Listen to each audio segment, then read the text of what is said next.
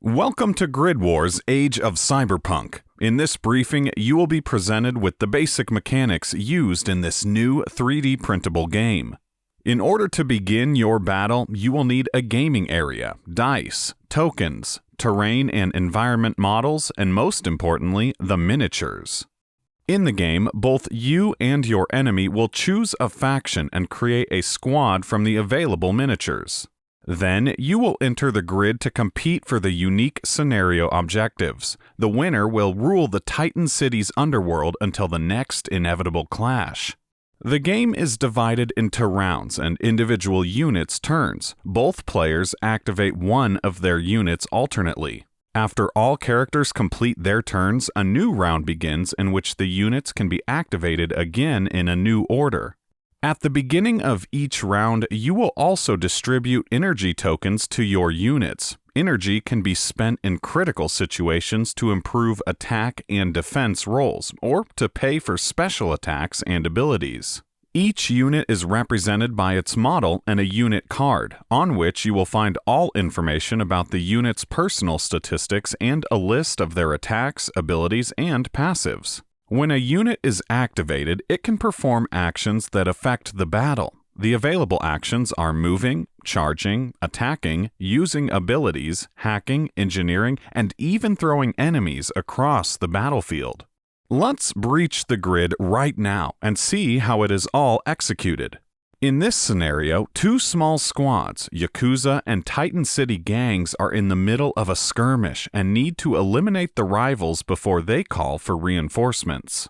The TC gangs player begins and activates Jenny. She uses a move action that allows her to travel a number of hexes indicated by her move statistic. Jenny has one more action left. The number of available actions is indicated by the unit's action statistic. Now, Jenny can use an attack action to attack another unit. She chooses an MP7K attack listed on her unit card in order to try to deal damage to Takahashi. When choosing an attack, first you have to choose a target and check if it is in the attack's range. The attack's range is 8, so the attack is possible. Now we roll the dice to check how much damage it will inflict. All attacks in the game use the same attack roll that determines the number of hits. First, check the number of attack dice indicated in the attack's profile and roll them. On those dice, there are 4 different results. The skull results indicate hits. The energy results can be changed to hits if a unit spends an energy token. If you decide to spend a single energy token, all energy results are changed to hits. The combat mastery results can be changed to hits if a unit is skilled enough in the type of attack it is using. To check it, compare the icon in the attack profile with the unit's combat statistic. All attacks use one of 3 combat statistics: the melee weapon statistic, the ranged weapon statistic, or the special weapon statistic. On the unit card, the number next to each statistic represents how skilled the unit is in using these kinds of weapons. If the number is 3 or lower, the unit is not very good at using them. In that case, the unit cannot change any combat mastery results to hits. If the number is 4, the unit is skilled in using them and can change one combat mastery result to a hit. If the number is 5 or higher, the unit is an expert with those weapons and can change all mastery results to hits. Back to the grid, Jenny rolls for attack with the 6 dice indicated in the attack profile and has 1 skull result, 2 energy results, 2 mastery results, and a blank result. The skull is a hit. Jenny can and does use 1 energy token to change both energy results to hits. Her ranged weapon statistic is 4, so she can change 1 combat mastery result to a hit, and the blank is always a fail. This leaves us with 4 hits. Once this number is established, the enemy has a chance to defend against the attack with a defense roll, and the better their defenses are, the more damage they will mitigate. For each hit from the attack, the defending unit rolls a defense die. Those dice are similar to the attack dice, but instead of skull results, they have save results that indicate a save. Their energy results can analogically be changed to saves by paying a single energy token.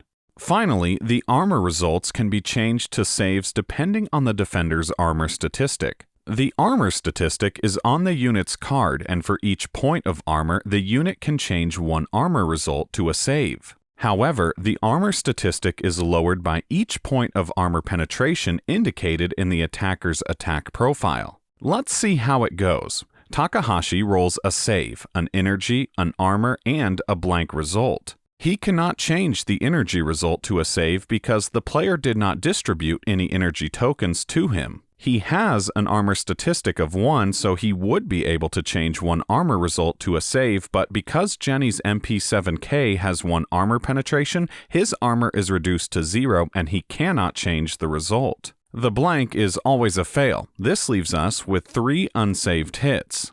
The last and the most satisfying part is to deal the damage. The amount of damage inflicted by each unsaved hit is indicated by the damage number in the attack's profile. In this case, it is 1 damage for each unsaved hit, resulting in 3 damage tokens total going on to Takahashi. If the number of damage tokens on a unit is equal or higher than its health statistic, the unit is destroyed and leaves the grid. Jenny has no more actions left, so it is the Yakuza player's turn to activate one of their units.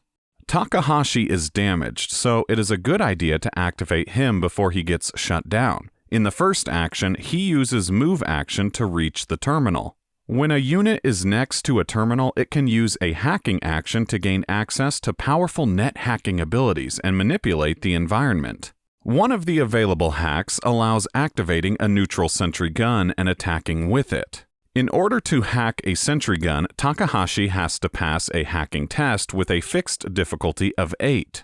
In order to do so, you roll 2 d6 dice and choose the higher result. Then, you add the hacker's hacking statistic to the result.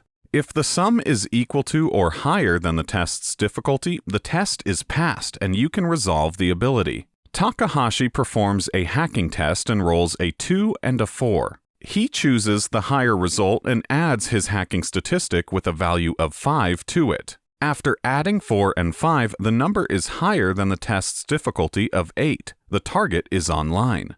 After successfully hacking a sentry gun, you can move it up to its move statistic and then attack with it. Sentry gun has an attack that uses a ranged weapon statistic, has 4 attack dice, deals 1 damage for each unsaved hit, and has 0 armor penetration. The gun drives towards Jenny and attacks her. Rolling 4 dice results in 2 skulls and 2 energy results. A hacker can use energy to change the hacked unit's energy results to hits, but Takahashi has no energy. In the end, there are 2 hits coming Jenny's way.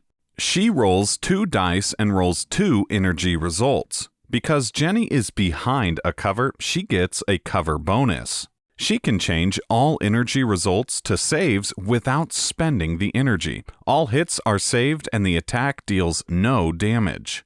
This is the end of Takahashi's activation. He puts a backdoor token on the sentry to mark that this unit was hacked by him. It will be easier for Takahashi to hack this unit again in the future, and he also installed a firewall that will make it harder to hack it by the opponents. The sentry guns also have a powerful Overwatch ability that we will get back to in a moment. Now it is time for the gang player to activate, and he chooses Bolo. In his first action, he chooses to move in order to close the distance. However, while moving, he travels through a hex that is in front of the sentry gun. That's where Overwatch comes in. Every time a unit enters the line in front of the overwatching unit, they get attacked by it. The sentry gun rolls 4 dice, resulting in 1 skull and 3 blanks. Bolo defends with 1 armor result and finishes his move action unscathed. Now for the second action, it is time to charge. Charging allows the unit to move and attack as a single action, but it is not always successful. When charging, you choose a target and roll a single d6 die. Then, you move the number of spaces towards the target indicated on the die. If, as a result of this move, you are on a space adjacent to your target, you gain a free attack action. Bolo rolls 6, which is enough to reach Takahashi. He uses his left fist attack and rolls 2 energy and 1 mastery result. His melee weapon statistic is 3, so he cannot change the mastery result to a hit, but he does have spare energy to change the energy results. There are now 2 hits coming Takahashi's way.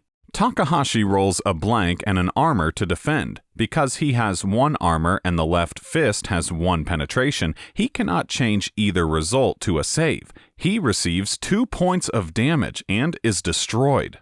It is time for payback. Yakuza player activates the Cyber Samurai. He wants to attack Jenny, but he would have to move in front of the Sentry gun and take fire. In order to get around that, he can use his Blink ability listed on the unit card. It costs him 1 action and 1 energy to teleport from one space to another without triggering Overwatch. After the Blink action, Cyber Samurai is on a space adjacent to Jenny, so he can use a melee attack as his second action. Each unit has an aiming spot on one side of the base that indicates the front of the unit. As you can see, the Cyber Samurai's aiming spot is adjacent to the back of Jenny's base. Attacking from behind grants a backstab bonus. Samurai will be able to change all energy results to hits without spending energy. Samurai uses his katana attack. It has 1 range, uses 3 attack dice, deals 2 damage for each unsaved hit, has 1 armor penetration, and has a special rule, critical strike. He rolls 2 skulls and a blank. In the critical strike attacks, the skull indicates a hit that cannot be saved. This means no defense roll for Jenny, and 4 damage is placed on her. Normally, this would be the end of the Cyber Samurai's activation. However, he has a passive ability that allows him to perform a free melee attack if he is adjacent to a back of an enemy at the end of his turn.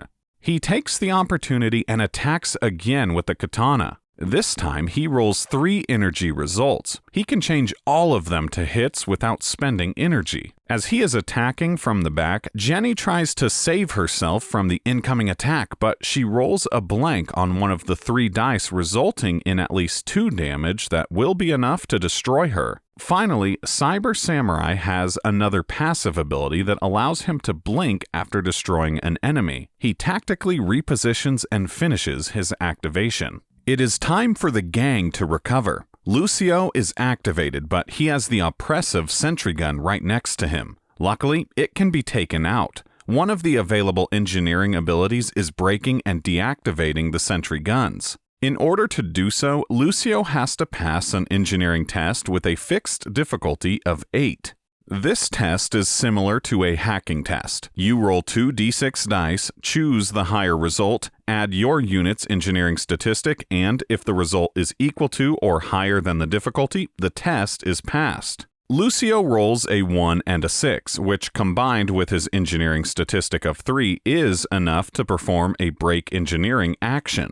It allows him to deal d3 plus 1 damage to the Sentry. He rolls a 4, which on a d3 is 2 damage and adds 1 for 3 damage in total. This is enough damage to get rid of the Sentry. Destroying and breaking mechanical units additionally grants the player material tokens. These tokens can be used by engineers to craft specialized combat support and change the tide of the battle. You can browse and add blueprints of the combat support units to your squad before the game. After the first action, Lucio has another one. The Cyber Samurai is close and proven to be dangerous, but Lucio has another trick up his sleeve. Except for net hacking that is available only when next to a terminal, there is also a short-range direct hacking that can be used at any time to breach the enemy's operating system and apply special conditions or damage. In order to perform a direct hack, passing a hacking test is required.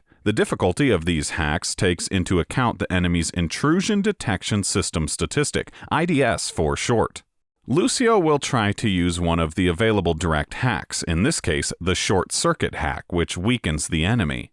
It has a fixed difficulty of 7 that is increased by the Cyber Samurai's IDS of 4 for a total of 11 difficulty. Lucio rolls 2 6s, which when added to his hacking statistic of 5 are just enough to breach the defenses.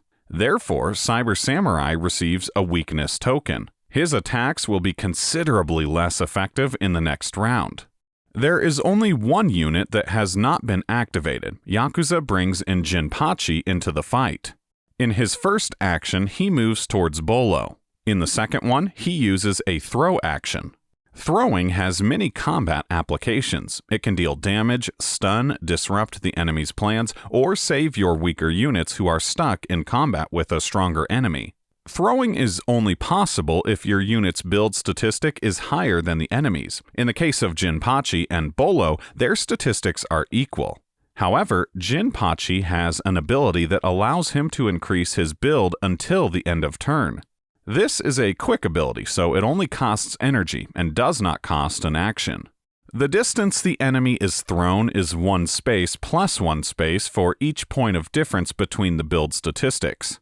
After using the power-up ability, Jinpachi has 2 points of build over Bolo, which gives a total throwing distance of 3. Now, Jinpachi has a choice to either throw Bolo forward or behind over his head. In a second, you will realize why throwing forward, in this case, is a better idea.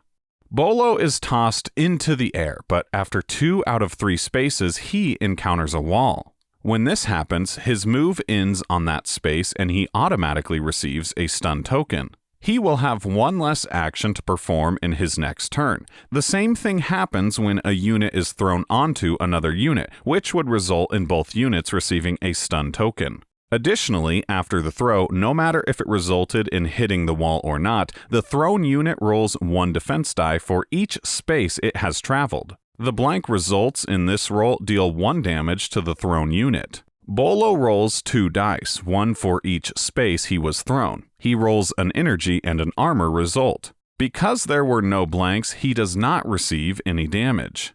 All units have been activated, so the round now ends. Players discard all unused energy tokens from their units and distribute new ones. The player with the initiative chooses who will be the first to go, and the units are activated again in any order fitting the strategy. The briefing is over. We hope that you have a great understanding of the Grid Wars game flow after this overview. Thank you for joining us on the grid and good luck in battle.